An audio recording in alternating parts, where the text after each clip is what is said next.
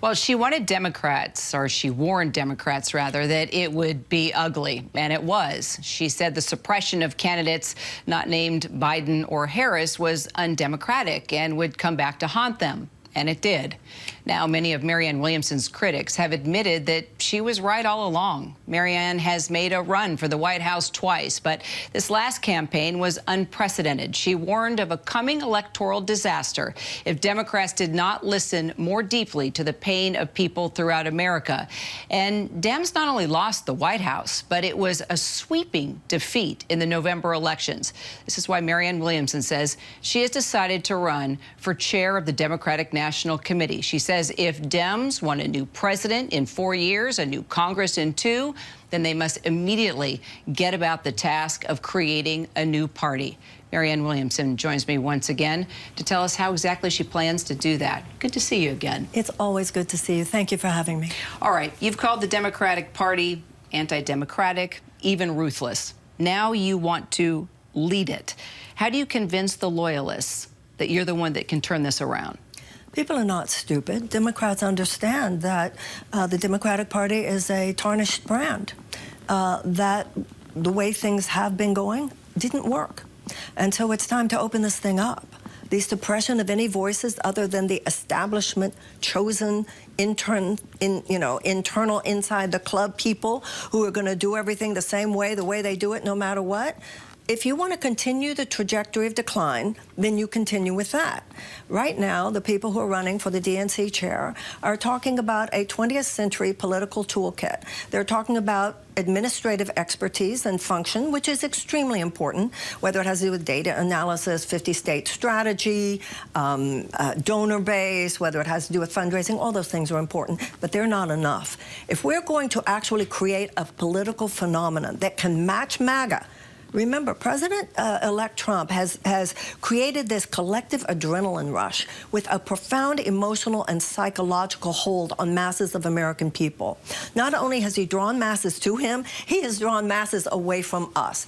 We have a very frayed bond of affection with millions of Americans, particularly working people in the United States. We have to address the problem on that level, on the level of the heart and the level of the mind. People aren't feeling it about Democrats anymore, at least not enough of them to make for the kind of victory that we need in 26 and 28. Well, it's interesting because there's a lot of people like Tulsi Gabbard, RFK Jr., even former Bernie bros who left the Democratic Party because, you know, they felt the party just didn't represent them anymore. But you're doubling down and saying, I'm staying with the Democrats, I'm staying with the party, and I want to run the DNC. Why? Because a lot of the people that you just mentioned, and I hear from them often, suggest that I become a Republican. I'm not a Republican. I don't have a Republican soul. I have a Democratic soul. So when people like to say about someone like myself, she's trying to hijack the party. No, no, no, no. They hijack the party.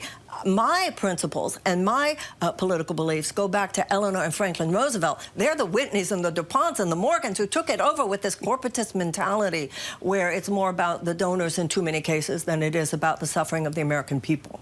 And so I want to reclaim the Democratic Party for what I believe are the traditional values of the Democratic Party. All right, so if you look at the list now for DNC chair, it's comprised now of 5 people and you, a woman, a person of color, and 4 white men. So given how Democrats lost the Hispanics, lost women, lost union voters, the working class, does this slate of leaders, I mean, we know where you stand, but does this slate of leaders really look like what the party needs right now? I think it's about the consciousness of a leader. It's about, listen, there is some ethical corruption within the way the Democratic National Committee was working during 2024 election. I know because I was there. One of the people who is a leading contender was his idea of making the Democrats win was to kick anyone off the ballot that he didn't feel should be there. That should not be the role of a state party leader, and it should not be the role of the federal party. The Democratic Party should never have been thinking that they had the right to choose Joe Biden, and they had them. I don't believe that they should have felt that they had the right to choose Kamala Harris. So the people who are running now, it's not about their sex, it's not about their color, it's not about their ethnicity.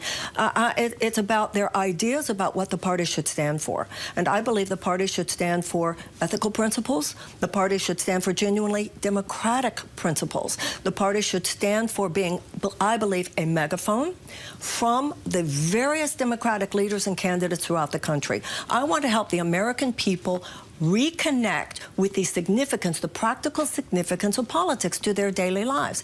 Too many Americans don't know what Democrats are trying to do for them in the House or the Senate. They don't know what's happening in their state houses. And the Republicans actually have been better at keeping their base informed about what they want and about what they're doing.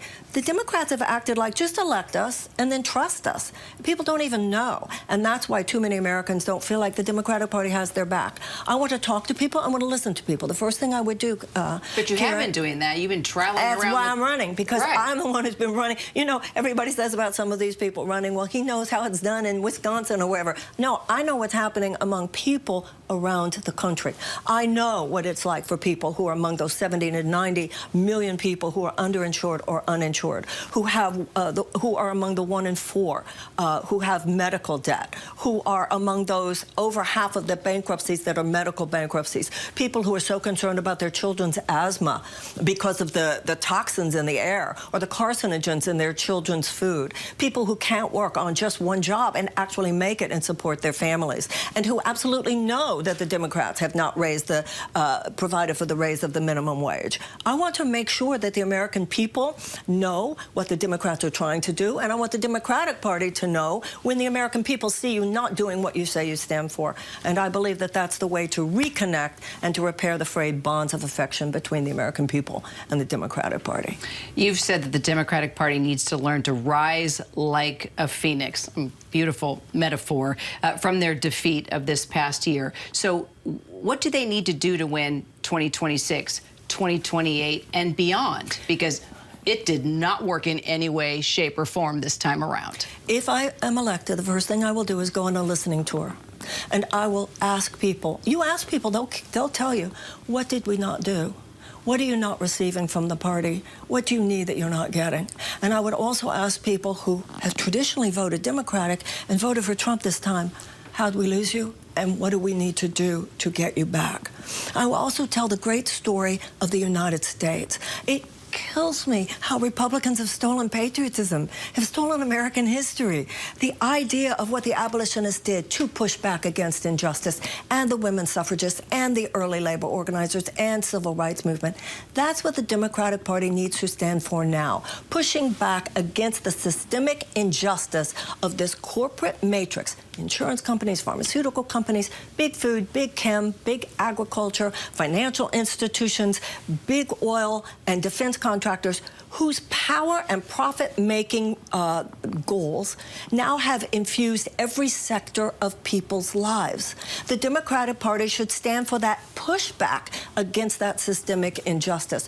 And when the party does, and when the DNC chair is someone who can help make sure that the people know that the party does that, that's how we're going to win in 26, and it's also how we're going to win in 28. Well, you're pushing back, and we'll be following every minute of the way to watch you take this on. Marianne Williamson, thank you so much. Thank you.